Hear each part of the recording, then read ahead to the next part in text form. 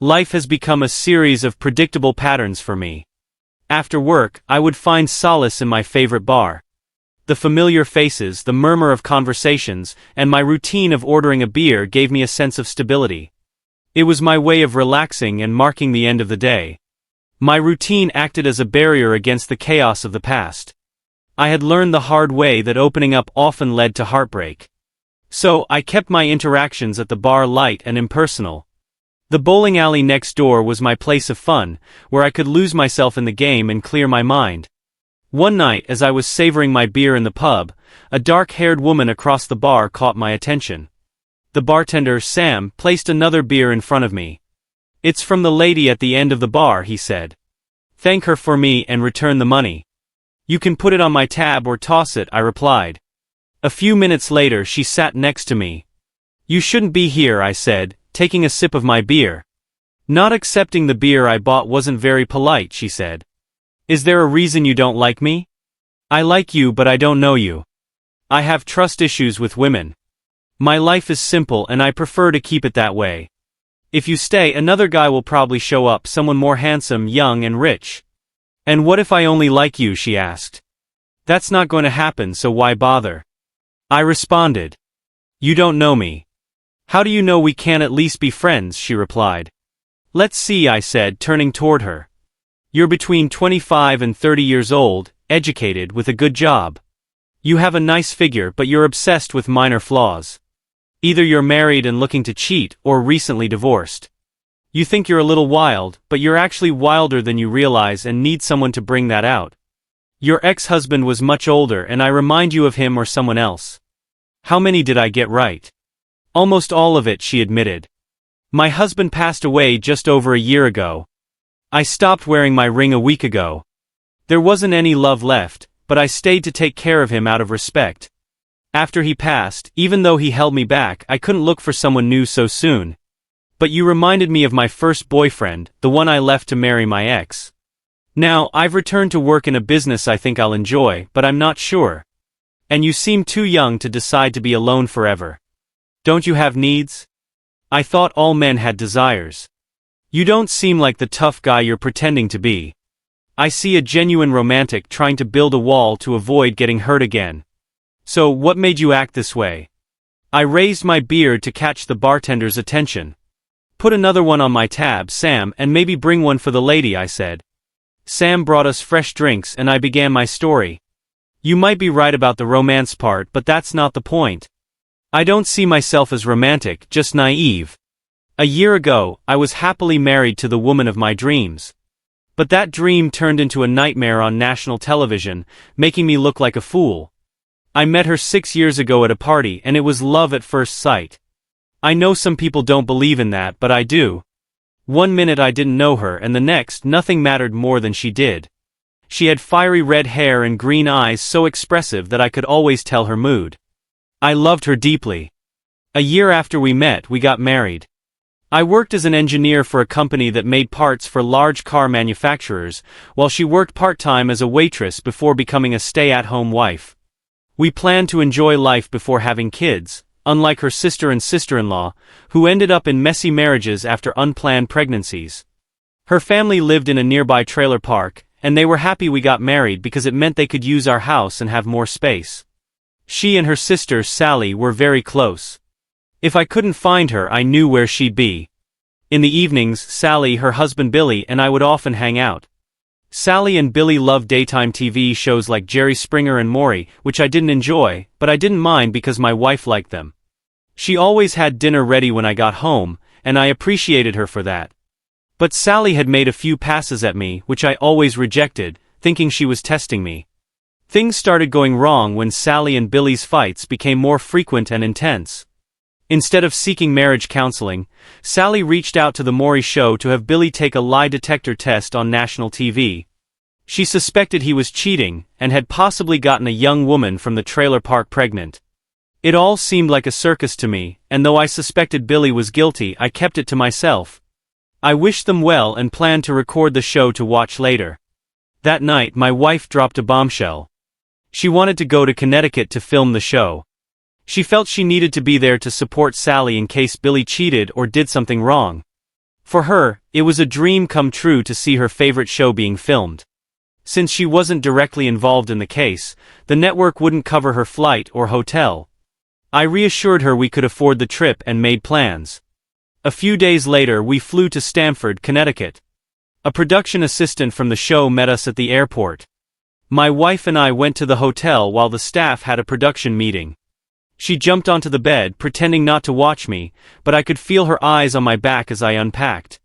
"Isn't that what a woman is supposed to do?" I asked. "I'll show you what a woman is supposed to do."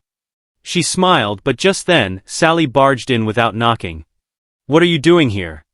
Aren't you supposed to be at the studio?" My wife asked. "They need Billy more than me. He has to take the lie detector test. They just needed to ask me a few questions and record a short segment on what I think is going on. They needed more from him than from me," Sally said. "Do you really think Billy's cheating on me?" Sally asked. My wife didn't respond, just squeezed my hand tighter. We both knew the answer. Her reaction made it clear she thought Billy was probably cheating. "Honey, I can't tell you if he's cheating. But we're sisters and we'll support each other. If he is and you decide to leave him, I'll be there for you. You and the kids can stay with Ted and me. You're lucky to have a man like Ted. I can't imagine him cheating. Can I tell you a secret?" Sally whispered. "I already know," my wife responded. "You've tested him a couple of times. You love Billy too much to cheat on him. If he cheated on you, would you take him back?" "Maybe, but he'd have to change. He'd need to promise never to cheat again. And if he did, I'd break. He needs to get a job. We've lived in this trailer park too long with too many kids. It's not fair to them. But we've been together so long I don't know how to live without him. Nobody's perfect. Men make mistakes, but he has to change." My wife gently squeezed my hand and purred softly. "You really love her, don't you?" Sally asked. I nodded and smiled. "You and my sister aren't like Billy and me. Sometimes I think we're only together because it's all we know. But you truly love her," she said. Without saying more, Sally left the room. "I'm glad she's finally gone," my wife whispered, pulling the blanket over herself. "And by the way, I love you so much too. Until death do us part." The next morning we all ate breakfast together before the recording. I noticed two things immediately. Sally had done her hair and makeup and looked incredible, while Billy looked like he hadn't slept at all, clearly worried about losing her. Marilyn, the supposed other woman, wasn't with us, likely because she was only 19 and didn't want to come. We got into the limo, splitting up. Billy, Sally and Marilyn went one way, while my wife and I went another. At the studio, a large warehouse-like building, the sets for the TV show were in the center, surrounded by projection rooms, conference rooms, dressing rooms, and other areas. Cameras and equipment were scattered around the set, with technicians controlling camera angles and sound from a control room. Producers, directors, cameramen, and security staff were all busy. Watching the show at home seemed like it would only take a few minutes. I assumed we'd be done in an hour or two, but it took 3 hours before they started filming Sally's segment, which was the middle of 3 that day. The first segment featured a teenage mother who claimed that her neighbor's husband, a Protestant minister, had gotten her pregnant. He denied it, saying that as a man of God, he would never commit infidelity. He and his wife harshly criticized the girl, calling her a liar. However, he failed the lie detector test and the DNA confirmed that he was, in fact, the father. His wife attacked both him and the girl on stage and security had to hold her back. Maury's announcement was the dramatic climax. The minister, already nervous from failing the lie detector, appeared desperate, praying silently for a miracle. But when the DNA results came back and Maury said, "In the case of Amber's 10-month-old baby," Maury paused dramatically, "Reverend Pritchard, you are the father." The ex-minister bolted off stage, followed by his wife, who screamed for a divorce. The baby's mother performed a victory dance on stage, one so suggestive that it embarrassed everyone. The audience loved it, and even I found myself caught up in the moment until my wife nudged me, reminding me she could dance even better. Sally then took her seat on stage and spoke with Maury. She shared that she and Billy had been together for 7 years, had 5 kids, and lived in a trailer park. She loved him despite his lack of a job. The audience applauded her loyalty as she explained how the rumors of Billy's cheating had reached her, and that he might have gotten another woman at the trailer park pregnant. The audience booed in response. The screen showed an interview with Billy, where he claimed he had always been faithful and was upset that Sally doubted him. He said Sally and the kids were his life, and that if she forced him to take a lie detector test, he'd consider ending their marriage. The audience booed again, but Sally seemed unsure. She loved Billy and wanted him back, but she also wanted to make it clear she wasn't stupid. My wife whispered that Billy deserved what he was getting if he had impregnated that other woman. She then went backstage to comfort Sally. Marilyn came out on stage to a chorus of boos. She claimed Billy had entertained several women at the trailer park, saying she wasn't in love with him but wanted him to get a job and pay child support. She apologized to Sally but insisted Billy had told her he was getting a divorce. Marilyn said she was 2000% sure Billy was the father of her child, which confused me because outside of the trailer parks you can only be 100% sure. Marilyn's statement made Sally cry and Maury consoled her. To my surprise, my wife rushed on stage, hugged her sister and tried to comfort her. "That cheating jerk isn't worth it," she said. "I knew we'd have to record the episode when it aired because it was my wife's dream to be on Maury. We'd probably watch it every day for the rest of our lives." Finally they brought Billy on stage. I felt bad for him as he walked down the ramp toward a hostile crowd. There wasn't a single friendly face for him while Marilyn was receiving more support, despite her role in the situation. Maury questioned Billy, who denied everything, cheating on Sally, being unemployed and knowing Marilyn personally. He even called Marilyn a liar, which made her lash out at him. Sally ran to defend Billy and my wife supported Sally. Security had to break them all up. The show turned chaotic, more like Jerry Springer than Maury. Then Maury announced the DNA results for 3-month-old Steven. "Billy, you are not the father." Marilyn cried and ran off stage while Billy danced with relief. But Maury wasn't done yet. He revealed the lie detector results, which showed that Billy had lied about not having an affair with Marilyn. He had done so more than 10 times. Billy argued that the test was wrong, but Sally punched him in the face and my wife held her back. Maury continued, revealing that Billy had slept with more than 5 women over 50 times. Sally cried uncontrollably, supported by my wife. Billy, with his head in his hands, begged Maury to stop, but Maury pressed on, revealing more devastating details, further breaking Sally's heart. I felt bad for both Billy and Sally, but I couldn't help but laugh at the absurdity of the situation. Suddenly, Sally stood up and screamed at Billy with such fury that Maury stepped aside. "You idiot! Are those women worth more to you than your kids? I'm done with you." "Yes, you idiot. You don't need to say more," my wife said. Billy then responded and I knew what was coming next. "You both know you were one of those women," he spat. The room went silent. My wife shouted no and looked at me, but her eyes told me it was true. "If you don't believe me, ask your man to take a lie detector test," Billy said. "Ask him if he's slept with anyone in your family." Sally turned to my wife and began to slap her. My wife, seeking help, didn't defend herself. I quietly left the studio, took a cab and returned to the hotel. The Maury crew cancelled the next segment to focus on the drama. They kept calling me, wanting to film the wreckage of my marriage, but I ignored them. I checked into the hotel and changed my flight, leaving 90 minutes later. Back at the studio, the Maury producers convinced my wife, Sally, and Billy to return to the stage. The audience was captivated. Sally told Billy and my wife that she never wanted to see them again. Billy apologized, admitting he was dependent and needed help. A counselor offered him therapy, and they convinced my wife to give him another chance for the sake of the kids. Sally eventually forgave Billy, who was miserable. I found out about all of this a week later and frankly I didn't care. As soon as I got home, I contacted a lawyer and began the divorce process. It was difficult and emotional, but I got through it. Fortunately, we lived in a no-fault state, so I didn't need to prove anything. Still, I had a recording of the show that could serve as evidence of her infidelity and my public humiliation to speed up the process. We agreed to a 50-50 division of our assets, with the only exception being that she kept the house and gave up any claim to my future earnings or retirement funds. Everything seemed to be going smoothly. I had my lawyer arrange for the divorce papers to be served at the airport. Curiously, I watched from a distance as she received the papers. To my surprise, she tore them up and began attacking the server, prompting security to get involved. My lawyer and I quickly left and returned to his office. "That woman is out of control," he said.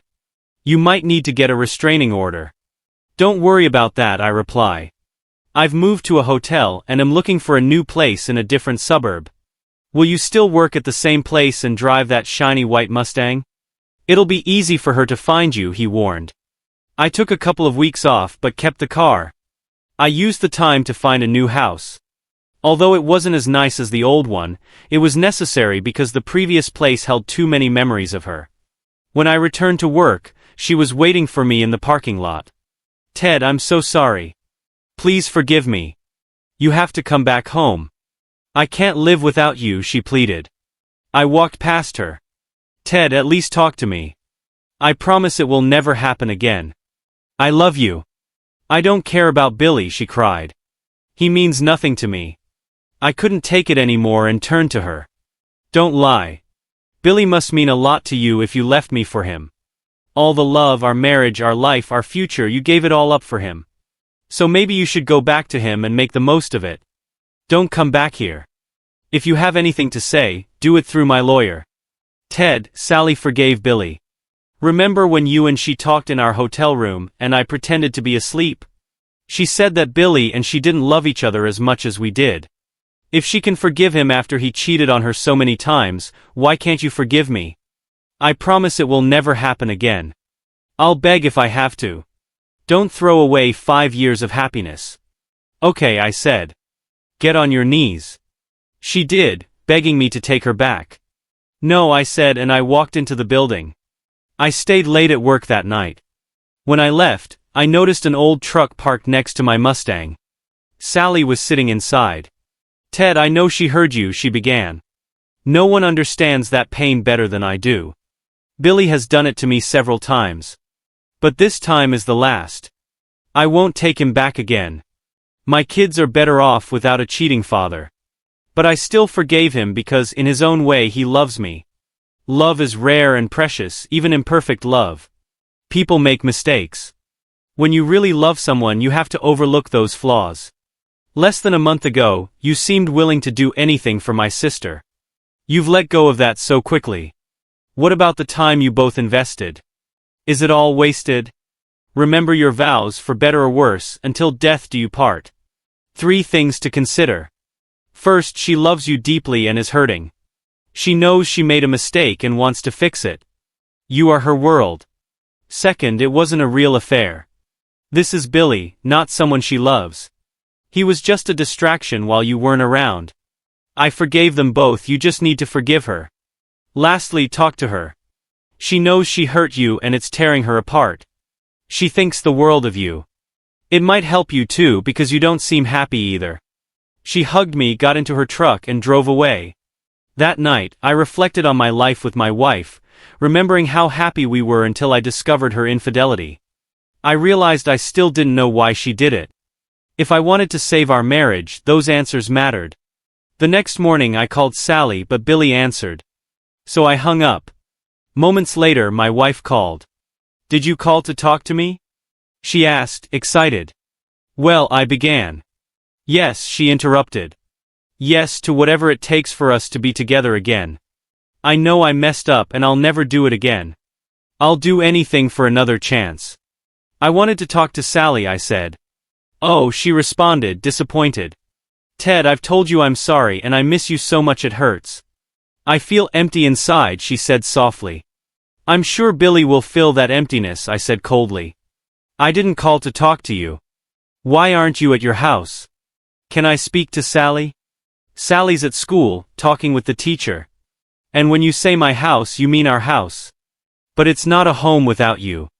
Why do you need to talk to my sister?" "Maybe I don't anymore. I wanted to understand why you were with Billy or if there were others. I also wanted to ask her how she forgave Billy repeatedly, because I was considering talking to you again. But if you really regretted it, you wouldn't be with Billy now, would you? There's no hope for us. Just sign the papers and let's move on." There was a loud click, followed by my wife's cries and screams. So I hung up. An hour later, Sally called, clearly angry. "Ted, why did you call her just to torment her?" she asked. "I know she hurt you, but I thought you were more mature. She's even worse now.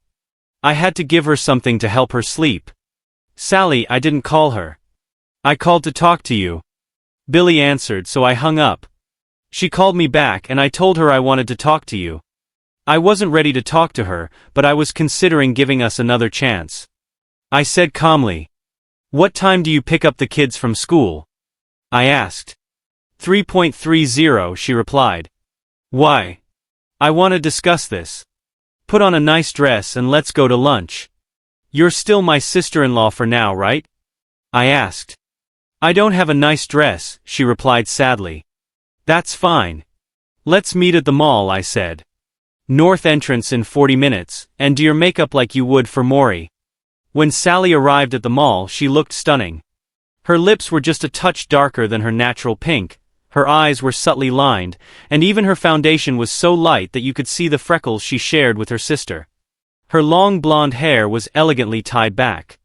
I almost wished I had fallen in love with her instead of my wife. But her outfit didn't match her makeup and hair. "Why did you want me to do my makeup like a prostitute just for lunch at the mall?" she asked. "We're not having lunch at the mall," I replied. "We're just meeting here."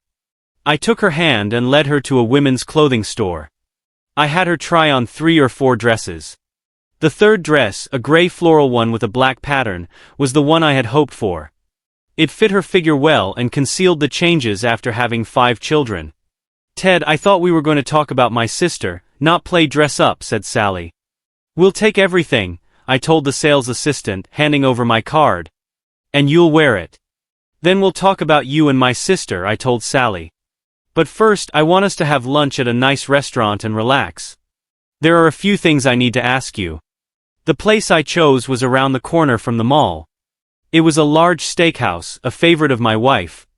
I had made our reservations and ordered our meal. Sally was looking around and people were staring at her. I don't think she realized how beautiful she was. She deserves this day, and I was happy to give her a break from her daily struggles. "Sally, you've been talking to both of them for the past 3 weeks. I know it hasn't been easy for you. How did you find the strength not just to forgive them both but to move forward?" I asked. "I love your sister. I've loved her since the first day I met her. Sometimes I feel like my heart beats just for her, but at the same time I'm furious with her. I can't talk to her every time I try. I get so angry I feel like I'm going to explode. One minute I want to hold her and the next I want to scream. I know you love Billy, but I'll never be able to be in the same room with him again without wanting to get rid of him. Even if she and I somehow save our marriage, things have to change. No more vacations or barbecues together. You and the kids will always be welcome, but Billy can't set foot in my house again. And I won't come to yours unless you've kicked him out. That's obvious. But I just can't find the strength you have. No matter how much I love her, I can't forgive this. I was hoping you could find out from them how it all started, when and with how many people she cheated on me and why. It would be good to know. And like I said, I really want to understand how you managed to ignore what that idiot does and keep living." Sally took another bite of steak and looked down at her plate, pretending not to notice the tears in my eyes, and I pretended not to notice hers. "Ted, I'm not as strong as you think," she said. "It hurts every time he does it. When we went on the show, I already knew I was going to take him back. I was ready to be furious if he had gotten that girl pregnant, but I was still going to take him back. I was prepared for him to mess around with a few different women, but I swear I had no idea your wife was one of them. That hurt more. I was even angrier with Billy and really mad at her. But with Billy, I still wanted him back." She put down her knife and fork and leaned toward me. "Ted, my mom died when my sister and I were 7 years old, and her dad cheated on her the whole time I can remember. At 9 years old, it felt normal to ask my mom before she passed away, 'Mom, where's Dad?' She would just look sad and say, 'He's with another woman and other kids.' My sister and I were practically on our own, learning what to do and what not to do by ourselves. I guess I'm like my mom in some ways. I don't like how Billy is, but I hope he changes or matures as he gets older. He's not abusive, he's never hit me or the kids, not even gotten angry. But he just can't keep it in his pants. Sometimes I wish my kids had a dad who could work and bring money home, or that we had a nice house. But when I look at my kids, I see a smile in every one of them. He's part of them, so I can't just throw him away. I promise to love him for better or worse, so I have to accept the bad with the good. As for your wife, I still want to slap her a couple of times a day. I wonder how she could do this to me. I would never do that to her. Even when I was flirting with you to see if you'd fall for it, I knew you wouldn't because you love her too much. Ted, whether you realize it or not, that's what makes this so hard for you. It's because you love her so much. If you didn't, we'd be talking about divorce and how to make sure she doesn't get a penny. This is still raw and fresh and you're in so much pain. Your anger is overpowering your love. It'll take time for things to balance out, and then we'll see how it resolves. If anger takes over, you probably won't take her back, and that could destroy my sister. But if love wins, it'll be even harder because you'll want her back and your pride is already hurt. It won't be easy, but I think those people I saw in that hotel room 3 weeks ago won't let what they had die. I reached across the table, took Sally's hand and kissed it. We left the restaurant, and I couldn't help but glance at Sally's long legs stretched out in the front seat of my Mustang. I dropped her off near her car just in time for her to pick up her kids. I felt bad for what I was doing with Sally, but I needed to know. Later I found out she caused quite a scene at her kids' school. When she returned to the trailer park, the moment she walked in, my wife jumped up and asked where she had been. Billy couldn't take his eyes off her and started getting angry too. "Relax, both of you," Sally said. "I went to lunch with my brother-in-law." "Where did you get those clothes?" Billy asked. "Ted bought me an outfit so we could go to a nice restaurant," Sally replied. "It was great. I had the best time of my life." "You should have taken her to a cheaper place and brought back enough food for everyone," Billy sneered. "What kind of friend is he? Why would he want to be your friend?" "Ted has been good to us since he started dating my sister," Sally retorted. "He's always given us money, taken us places." "I love you, Billy, but how have you repaid him? You ruined what he valued most, his marriage. You probably think that because our marriage didn't mean much to you, his wife didn't matter to him either. Now my husband is in so much pain. He's trying to be strong, but he's not the same and he probably never will be. Even if he takes my sister back, things will never be the same again. So if I were you, I wouldn't plan on showing up at the house to swim or watch football on Sundays. He's done with you."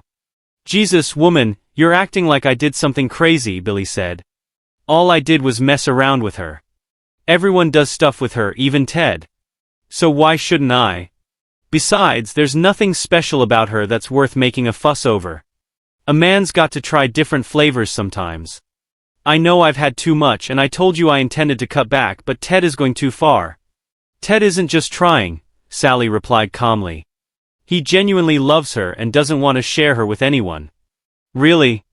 Or maybe he saw something special in her. That's what I wanted for my little sister, something neither I nor my mom ever had, a man who puts her first. It's not just your fault. I'm mad at her too. Because no matter how much I love you, the three of us together wouldn't be half as good as Ted. My sister probably just ruined her life because she couldn't keep